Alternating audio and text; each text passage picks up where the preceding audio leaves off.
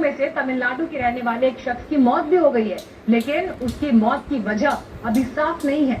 इस घटना के बाद हड़कंप मच गया है। पूरे इलाके को एहतियातन सील किया गया है और ड्रोन से निगरानी की जा रही है। तो ये एक अपने आप में बेहद चिंता का विषय और इसे लेकर जबरदस्त हड़कंप की स्थिति, क्योंकि 175 लोग ऐसे हैं जो जांच के दायरे में हैं और 15 देशों के 100 से ज्यादा नागरिक इनमें शामिल हैं।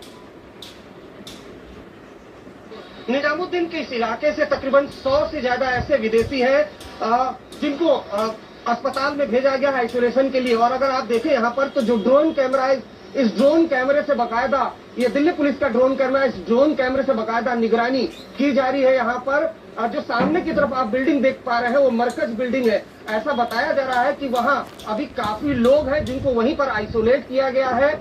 जब इन लोगों में कोरोना के संक्रमण जैसी चीज दिखी, उसके बाद पहले 34 लोगों को अस्पताल में आइसोलेशन में भेजा गया। उसके बाद कुल मिलाकर अगर संख्या की बात की जाए तो तकरीबन 250 ऐसे लोग हैं जिनको अलग अलग दिल्ली के अस्पतालों में भेजा गया है इस आइसोलेशन के लिए। और इसमें श्रीलंका, बांग्लादेश, अफगानिस्तान, इंग्लैंड के अलावा तकरीबन 15 ऐसे देशों के लोग हैं जो यहाँ पर आए थे। मरकज में एक धार्मिक प्रोग्राम था, उसमें कई विदेश से भी आए थे, कई देश से भी आए थे।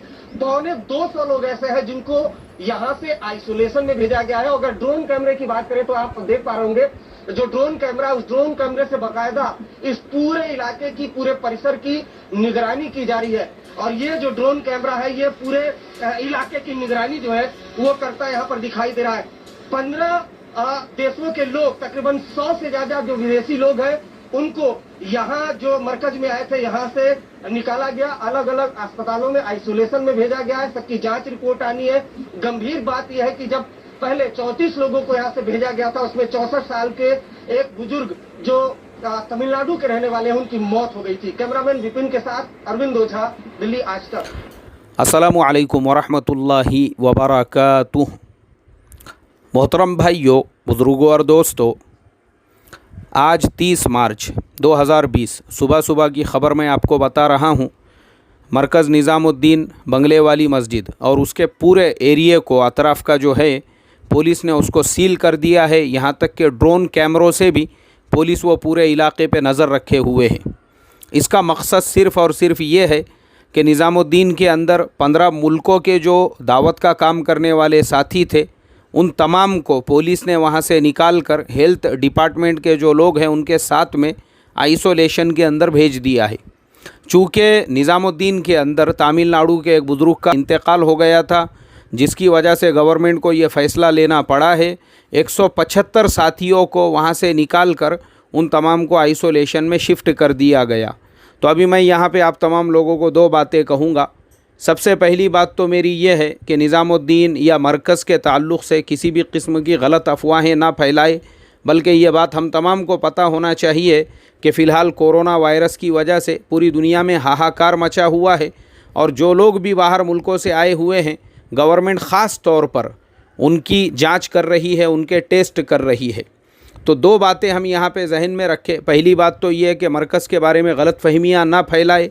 दूसरी बात ये है कि कोरोना वायरस के मसले में हम खुद गवर्नमेंट को कोऑपरेट करें, चाहे हमारे अपने मस्जिदों के अंदर, चाहे हमारे अपने महल्ले के अंदर, चाहे हमारे पहचान में कोई भी शख्स बाहर मुल्क से आया हुआ है या वो बाहर मुल्क का है, तो फ़ौरन हम अपने करीब के हेल्थ डिपार्टमेंट को इत्तला दे, गवर्नमेंट को इत्तला दे और उनके साथ में पूरा कोऑपरेट करे। जिन लोगों को लगता है ये बातिल की साजिशें हैं, ये इस्लाम के दुश्मनों की साजिशें हैं, ये उनकी सबसे बड़ी गलत फहमी है। जो इस्लामी मुल्क है वो भी फ़िलहाल इसको फ़ेस कर रहे हैं, जो यूरोपियन मुल्क है वो भी इसको फ़ेस कर रहे हैं, जो अमेरिकन मुल्क है वो भी फ़ेस कर रहे हैं।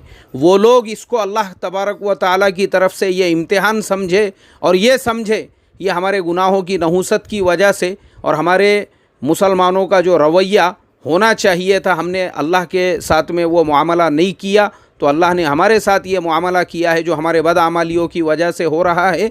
इसको किसी भी किस्म की साजिशें और बातिल की साजिशें और इसकी साजिशें, उसकी साजिशें, ये किसी की साजिशें नहीं है।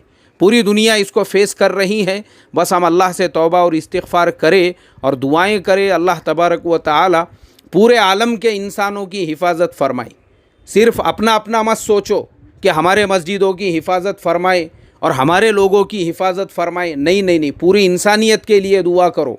अल्लाह तबारक व ताला पूरे इंसानियत की हिफाजत फरमाए और पूरे इंसानियत को इस मर्ज़ से नजात अता फरमाए। अस्सलामु अलैकुम व रहमतुल्लाहि व बरकातुहू।